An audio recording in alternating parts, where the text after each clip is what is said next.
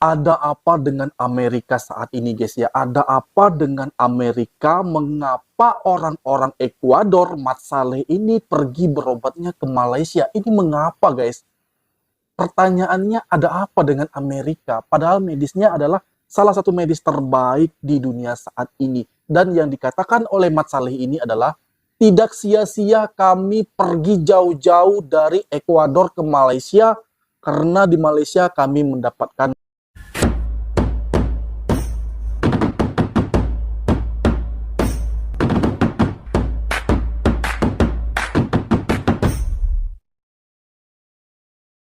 where to begin with this video. So I guess we're just going to jump in. Yeah, we've been in Southeast Asia and Malaysia now for 6 weeks, and we have not posted a video yet. That's thanks to a series of unfortunate events that have happened since we've been here. Nothing that's Malaysia's fault. It's just life happens. Life does happen. It actually started off really well. Despite having a little bit of jet lag, we got over that in a few days, and we went out and had a lot of fun and got to do some sightseeing and work on a video. But then JP hurt his shoulder pretty badly, actually. It's been 5 weeks. It still hurts, and I'm really afraid I've done something to my back again. But before we can deal with that, I have other things that I have to do. Well, the first one is we went and got our health screenings done. We're going to talk about that and the shocking results that we received from those a little bit later in the video. But while we were doing our health screening, everybody in the hospital was sick, and I caught it in the waiting room. I spent most of a day. The first day was Amelia's turn, and I waited for her, and everybody was sick, and I caught it. So I was sick for about 10 days with that to start our trip. We had filmed a little bit for videos, but not enough to make a video yet. No, and it was quite disappointing because we have this whole new plan that we're excited to share, but that has been put on hold. Fortunately, JP got better to go to the conference, which is one of the reasons we came to Kuala Lumpur in the first place. We met some really cool people at the conference. We hung out with our good friends Josh and Kaylee from Portugal, and expats everywhere. We made a new friend, Shifa. She's a YouTuber from Indonesia. She's awesome. Hi, Shifa. Hi, Shifa. And we also met some viewers, so it's so nice to meet you guys in person. We really enjoyed speaking with you and getting to know you better and all the other people we met. We did our panel talking about places to live around the world, and we talked about Ecuador and Albania, and because we've been here a month, we also talked about Malaysia. And the panel was fun, about 800 people, I think. Yeah. So it was good. We really enjoyed our time at that conference. But the downside is that JP got sick again. Yeah, this time is bad though. The first time it was a cold that kind of knocked me out, but this one put me vertical. I was in bed and watching television. Horizontal? Put me horizontal. I can't even think. You can probably still hear it in my voice.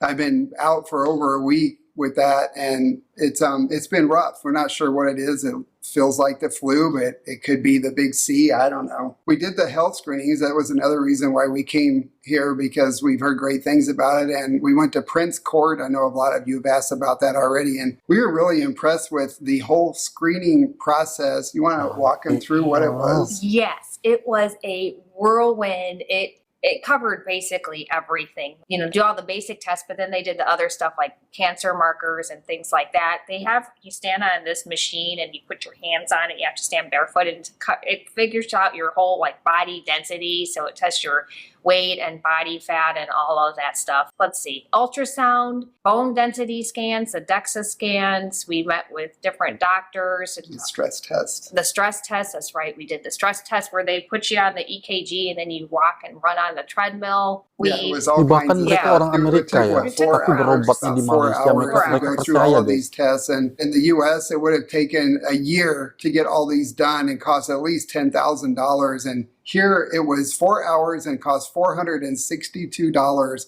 That was each. So each of us paid that for the middle age health screening, the 50 plus health screening for men and women. And unfortunately, they uncovered some things we weren't expecting that are a bit scary. No, the good news is that at the end of that day, we were able to go, they have cafeteria in there. So we went and had lunch. And then while we were waiting, they were preparing all of our results. So we were actually able to sit down and meet with the doctor that day. And they went through everything, which I really appreciate. It was freaking shocking. So bottom line is that I was diagnosed with osteoporosis at 56 years old, something that it never would have occurred to me that I would even need to be concerned about, because I honestly thought that's what happened to people, like ladies in their 80s and 90s. So that was a harsh reality. I told JP I felt like I was living in this ageless bubble. And let me tell you, my bubble got burst hardcore. I was in the doctor when they told her how serious this was, and I just honestly, I didn't think it was that serious. And it's scary. The doctor started talking about her like not falling, potentially getting pads to wear for her pants in case she fell. Like for my hip. For her hips. This isn't like something to be taken lightly. It's extremely serious, and we've let it go on too long. I mean, Amelia, I've noticed over the last couple of years, she's always been so muscular. She has kind of a gymnast build, and I've noticed that her muscles have been kind of atrophying despite us working out all the time. And Yeah. I really didn't think about it, and I didn't want to say anything because I was afraid I would get in trouble. So I didn't say anything like, it looks like your muscles aren't as strong as they used to be. And turns out all of this is related. Her muscle mass is really low for her body density. So it's really, really scary. And we just weren't expecting this because we live such a healthy, active lifestyle. But that's what happens to women in their 50s. Yeah, like I said, Oh, bubble 50-an burst lebih was ya, definitely a dose of umurnya. harsh reality. However, I am taking it very Tapi terlihat seriously, so I've muda, really guys. stepped up my exercise routine and working on strength training and all that. Because the thing with that, whatever that BMI test or whatever it was, is it told you exactly what your fat to muscle ratio was. And so they told me I need to gain almost 10 pounds of muscle. Now, I was kind of surprised by that, but I'm totally going to do it. She's already working really I know. hard at it. Yeah, I'm not wearing those pads either. I'm just going to strengthen up and be more careful. So I have my own extra bad news. I've been talking to you guys for years now about how I have genetic high cholesterol, and I've been trying to keep that under control with a healthy diet and exercise. And it's just obviously not enough because my stress test came back with an anomaly, and I have to go get a CT scan on my heart because the doctor is concerned that there may be blockage in my heart. And that wasn't something I was expecting either. And so we were supposed to do that last week, but because I got so sick, I had to cancel that appointment. We're going to reschedule that hopefully for this week. Luckily, we can get in and get all this stuff done really quickly, and also that it is extremely affordable. Yeah, Because it's not breaking our bank at yeah, all. we're paying out of pocket. We don't have insurance that covers this type of health screening here. Our insurance is through a company in Ecuador. So if we wanted to go back, they don't really offer these types of health screenings in Ecuador anyway.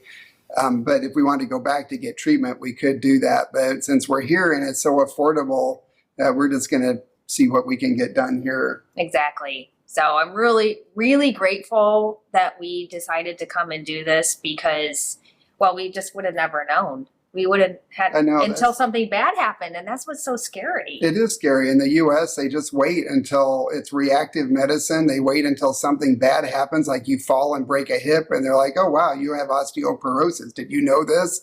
But here with this DEXA scan and offered at our age group and me getting a stress test and all the other things that they tested, for like blood sugar and all of that stuff. I mean, it's not easy to get all of this stuff done in the U.S., especially for such a low price tag to where you can go and get it all done in one day for a few $100s. Right. And everybody should be doing this. We really want to encourage you guys to think about this. And Malaysia isn't the only place that does it. You can get health screenings in Istanbul and Turkey and some other countries around the world where you can go and they have medical tourism and you can get all of these tests done in a day and really identify if you have something wrong with you before it becomes a problem. And unfortunately, with heart disease, a lot of times your only symptom is your last symptom. It happens to a lot of people. They just have a heart attack and that's it. A lot of people are young and healthy and don't even realize they have a problem. Well, and also to be able to get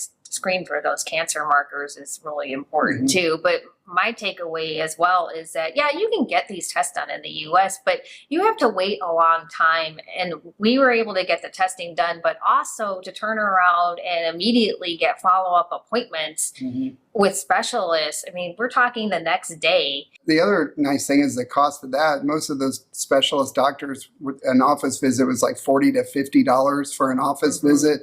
And it was so nice to just be able to schedule. Like Amelia had met with one who said, you need to go see another one. And they made the appointment for like 2 hours later. Right. It wasn't 2 months later, like what we're used to in the US. So, I mean, it's incredible that the rest of the world operates so differently on this. And I have a WhatsApp number we both do that we can WhatsApp doctors and the hospital and schedule appointments and get prescriptions and all of that stuff. It's just so much easier and more streamlined here. And everybody spoke English, which makes it so nice because you don't even have to stop and think, you know, if we were in Ecuador, a lot of our doctors spoke English in Ecuador too.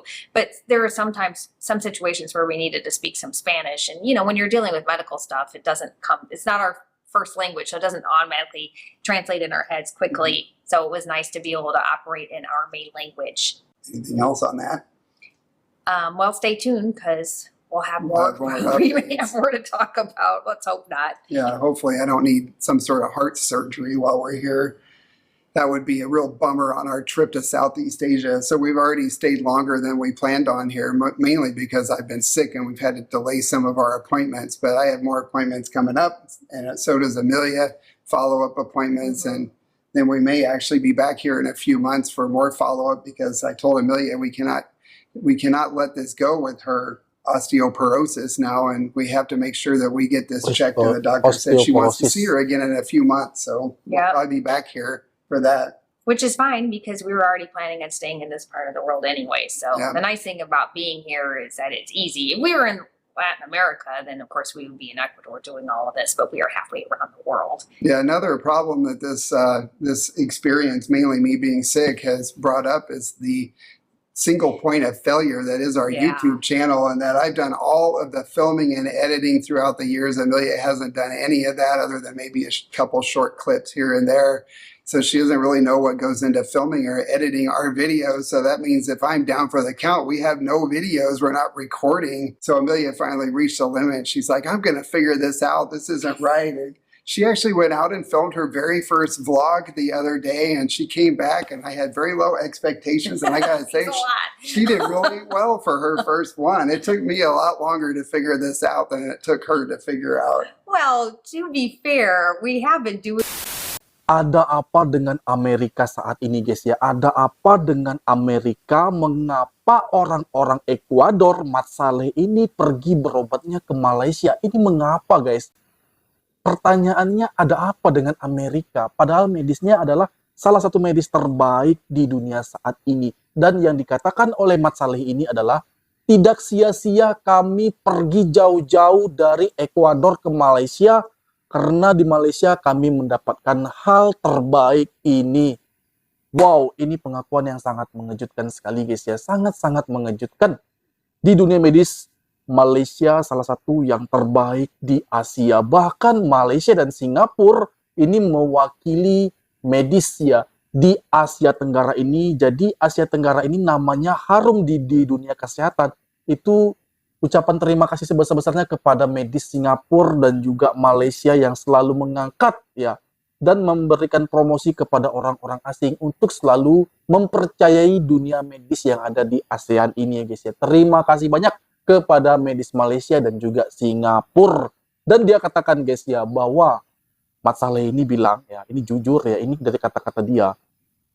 Kalau di Amerika dia berobat dengan biaya 10.000 ringgit, 10.000 dolar, maaf ya, 10.000 US dollar.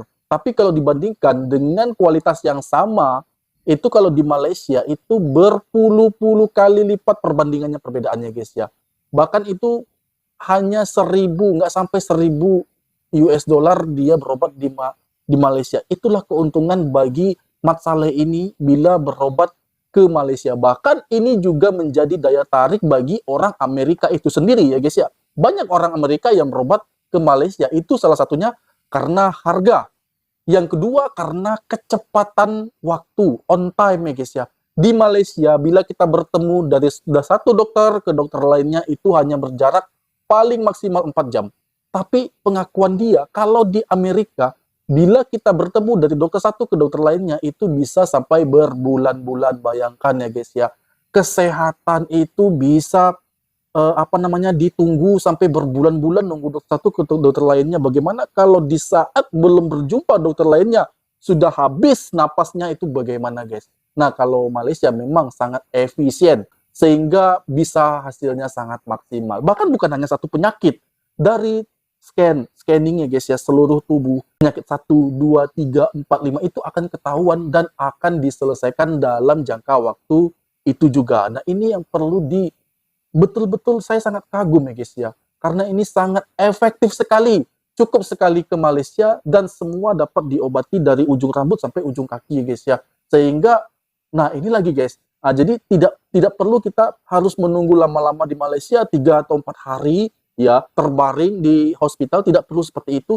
Bahkan 1 hari saja kita sudah bisa balik lagi ke Indonesia guna untuk beraktivitas apapun itu pekerjaan kita di Indonesia guys. Jadi kita bisa maksimal, kerjaan kita juga tidak banyak tertunda, dan waktu pun kita lebih fleksibel ya guys ya. Nah ini adalah hal yang betul-betul disukai oleh semua orang. Di Singapura memang bagus juga guys, tapi harganya kan tidak seperti yang ada di Malaysia. Bahkan Singapura ini juga hampir-hampir mirip lah dengan harga yang ada di Amerika guys.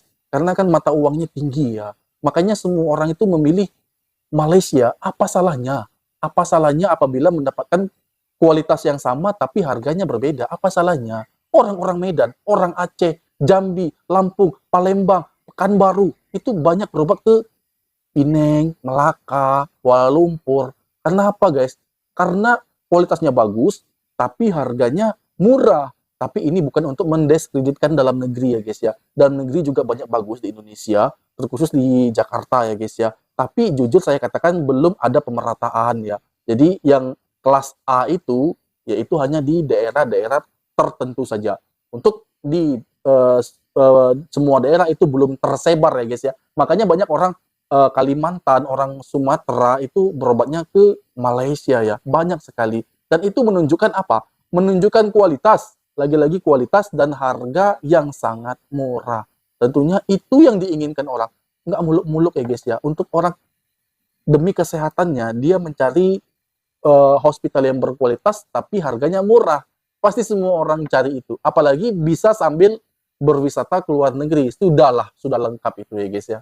Dan demikian tadi video aku, semoga video ini bermanfaat bagi kita semua, dan aku mohon diri mohon maaf jika ada kesalahan kata, kesalahan sikap pada Anda semua mohon dimaafkan, dan aku akhiri. Assalamualaikum warahmatullahi wabarakatuh.